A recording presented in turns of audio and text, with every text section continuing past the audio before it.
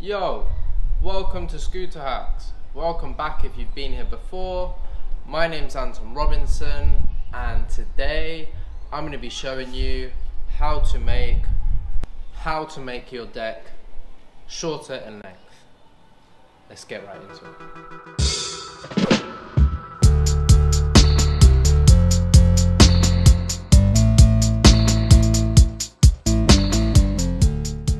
Okay, so first things first, this is one of the most difficult customizations that we can do to a scooter.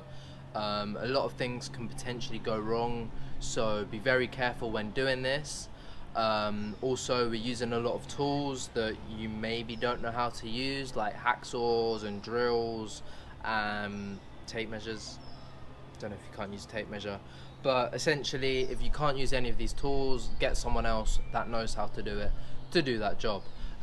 We've got professionals, you've got your parents, anybody like that will be better to fulfill this task if you're not capable of doing it. I don't want you to get injured, I don't want anything like that to happen, I don't want you to cut your scooter deck wrong. Also, because it's literally cutting the end off a deck, it's also probably going to render your warranty void. So again, if you're trying to get your warranty on your scooter deck a year down the line and you've cut it an inch shorter, they're probably not gonna they'll probably put down the cause that you're trying to get a warranty due to you having cut the deck, for example. So that's something also to bear in mind.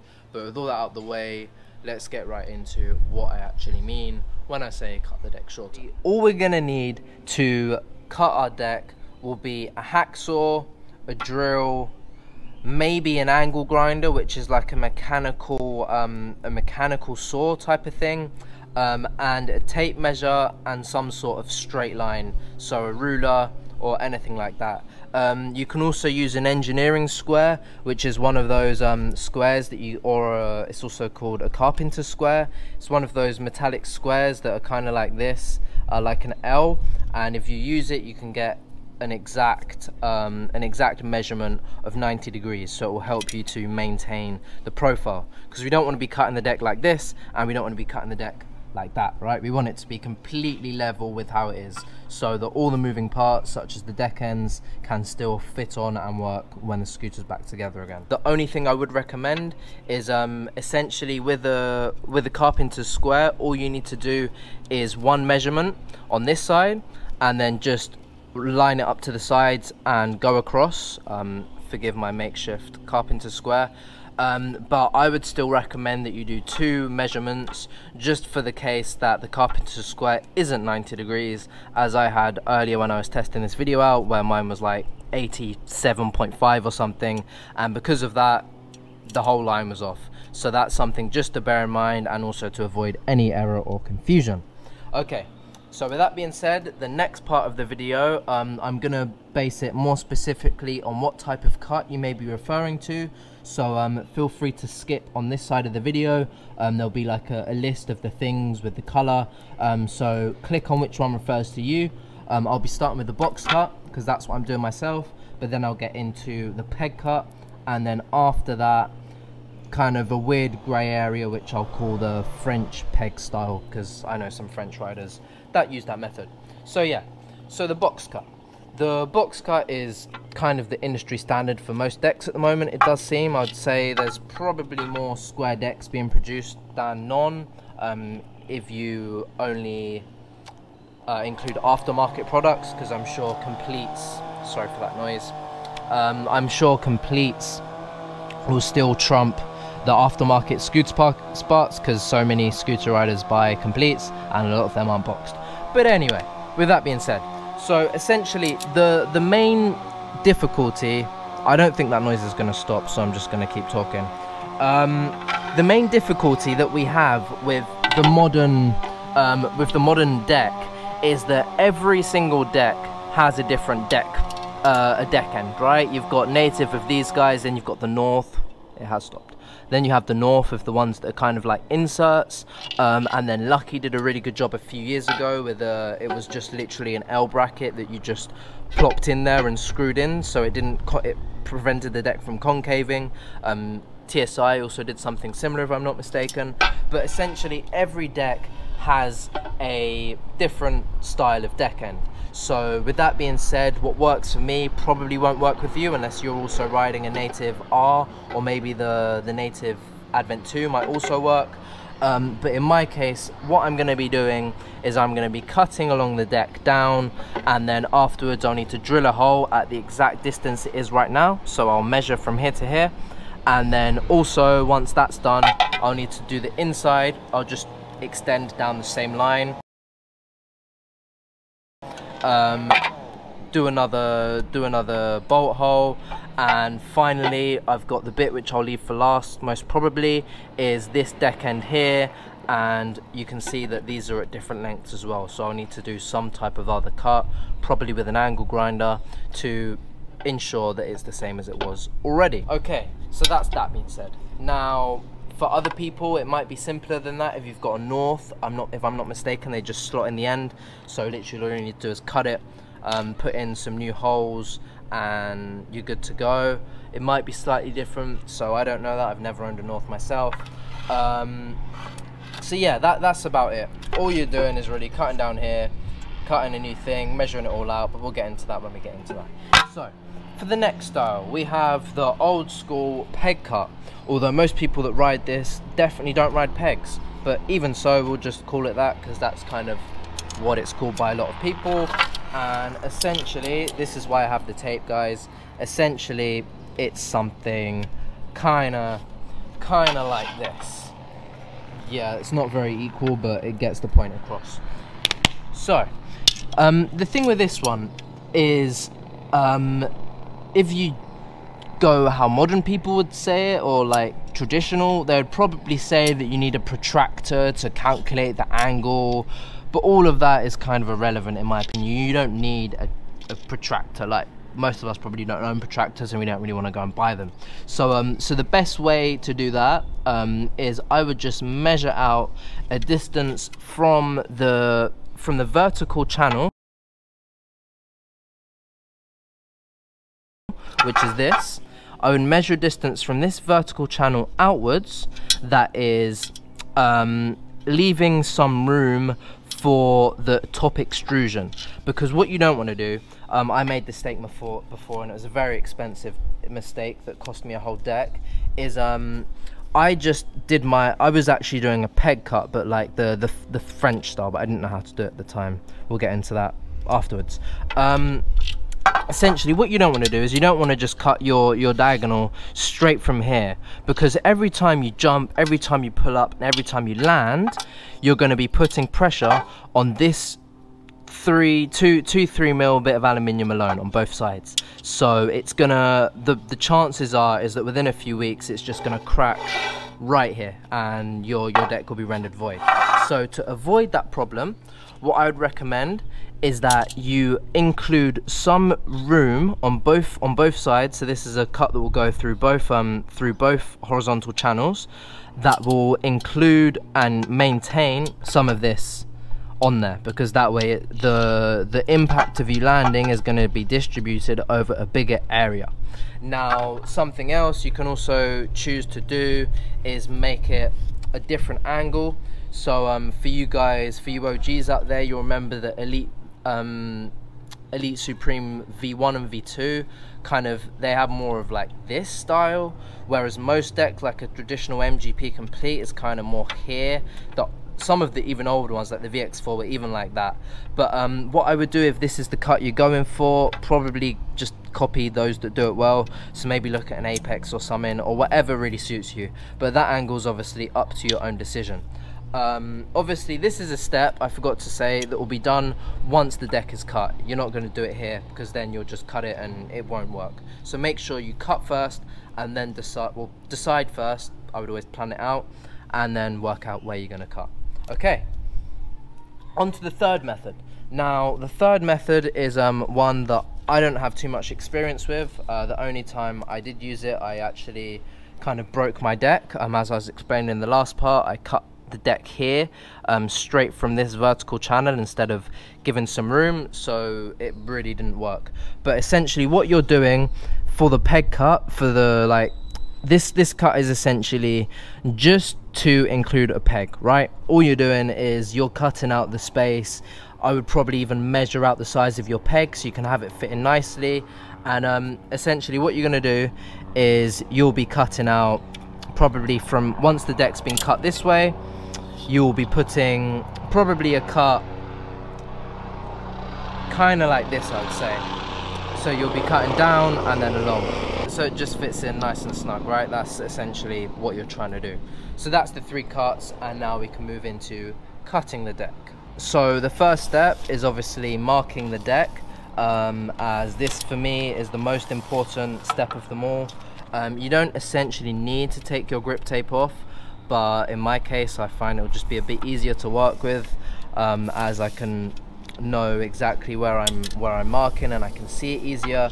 But again, that's not what you need to do. So off comes the grip tape, and then we'll mark the deck. Now there's 2 ways you can go about marking the deck. You can essentially do it from this end, obviously confirming that the deck is as long as it says it is, which most of the cases is true, or you can measure it from this end, which is what I'm going to do, just because I find it a bit easier and it's probably quicker as well.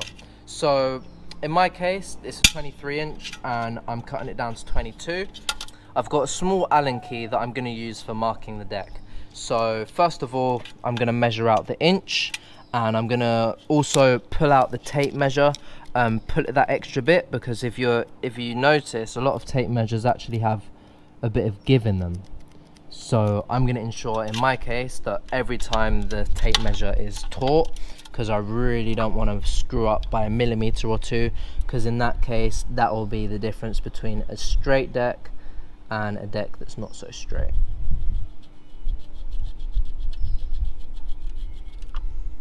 Okay, I'm just going to do a few of them. That one I didn't really like, I thought it was a bit out, so I'll do another one.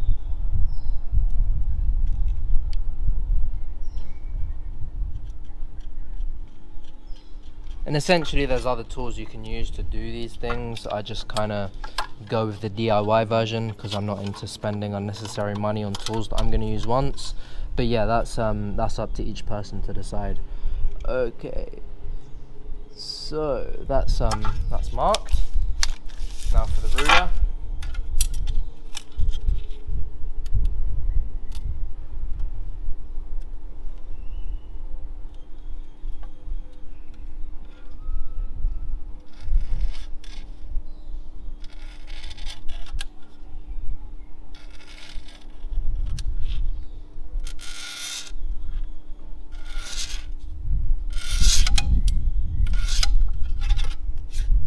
Okay, and yeah, then after this, something I would recommend is just kind of running along and checking that it stays at 1 inch the whole way.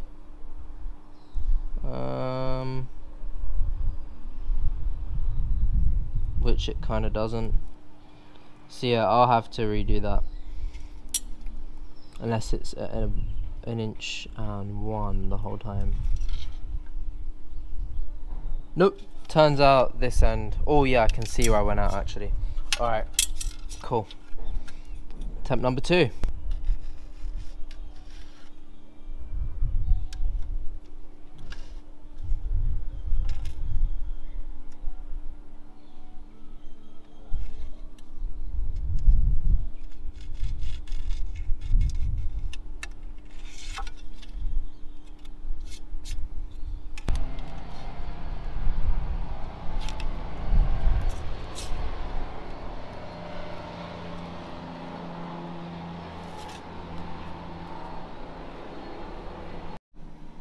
Okay, so the top is now marked correctly. The next step is to repeat it down both sides and underneath, and then you're ready to cut.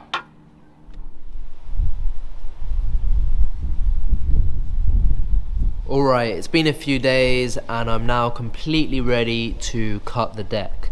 I've marked it all out, continued this line. I've also got a hole or a mark for where the hole's going to be. I've decided to keep the same deck ends in, so I'll need to use an angle grinder to cut that, go along here, and also do this little angled bit here, which you can probably see.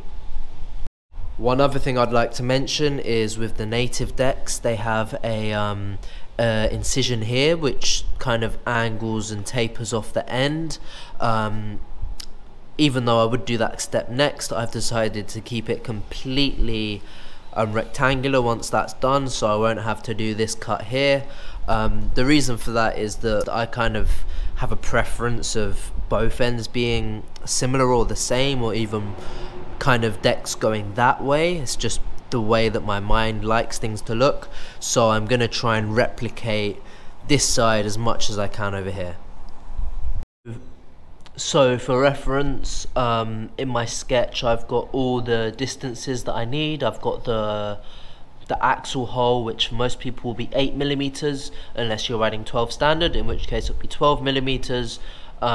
Then so I can get an accurate calculation of where the center point is, I've done all the millimeter parts here. So I've got the distance at the top that I'll need, the distance in that it is, so I can do it correctly. So essentially, in case you don't know how to do this, to find out where to put the center hole for when you do the drill, you'll need to add the 6mm that's there with half of the 8, because obviously the hole isn't 8mm in, otherwise it would be here. It is 4mm in because it's in the center of the radius of the circle, in the center of the circle. So essentially I know I will be putting my hole 10mm in and 9mm up. That's exactly where I will be making the hole. Some people will choose to do it differently.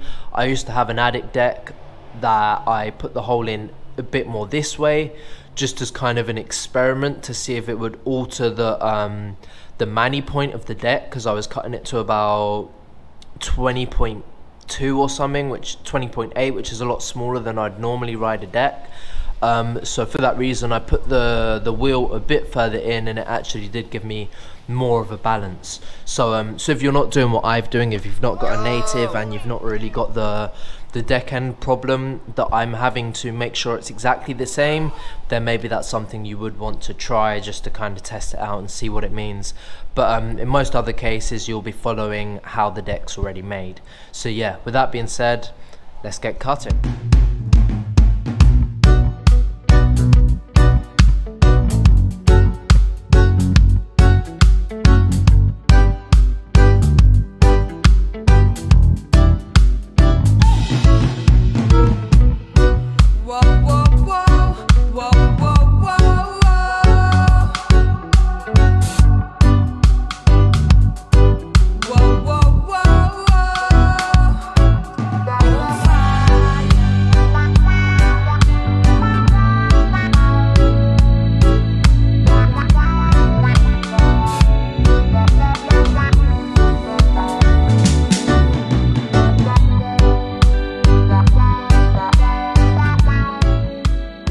Okay, so all the cuts went perfectly except for this one here. So what I'm going to do is I'm going to grab the angle grinder from my friend and then just bring it back, and then I might have to get a few millimeters off this as well so they're completely equal. Also for this, you can essentially drill and cut, but I might as well just use the angle grinder. So on both sides, as you can see, I've now cut down here. So then I'm just gonna zoom over that with an angle grinder, and then I'll be on to the next step. Okay everyone, so my friend decided to do the whole lot for me. There was really no need for him to do that, but everything's been done. So I'll just go over exactly what he did. So first of all, let me just plop it down so I have a free hand.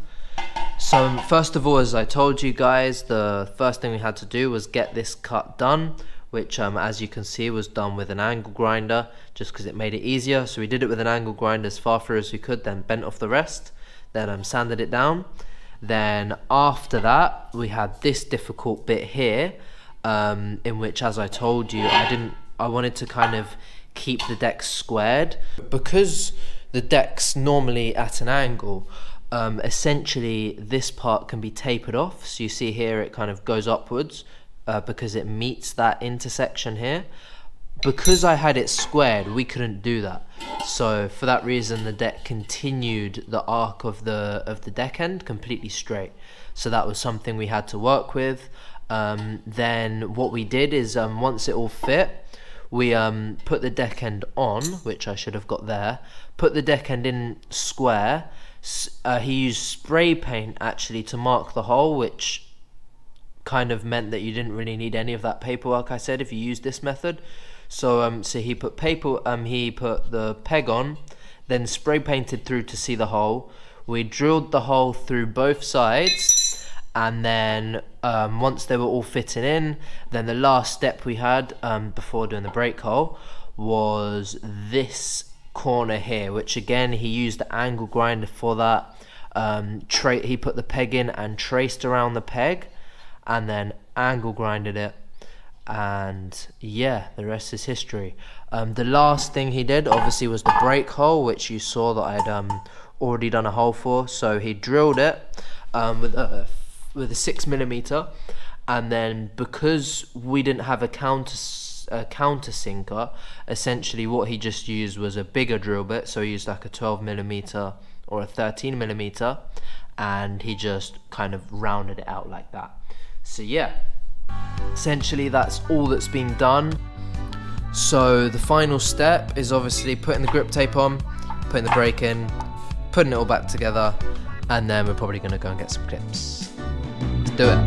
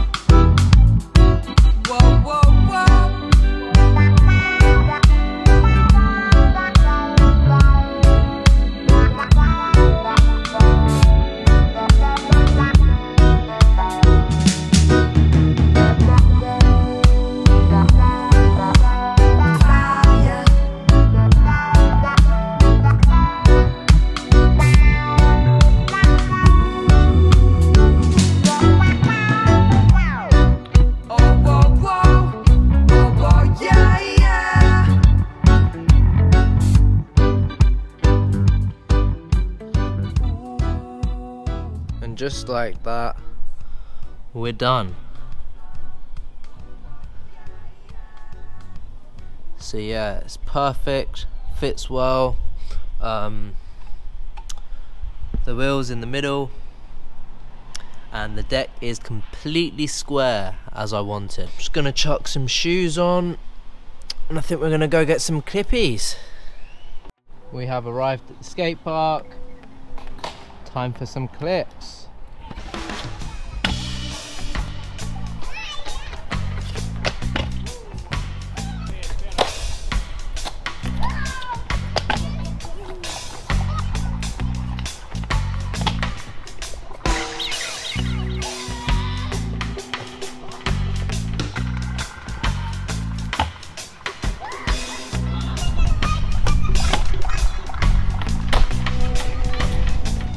So I don't really know what's happened, but my camera has run out of battery, so I'm gonna continue the clips on my phone.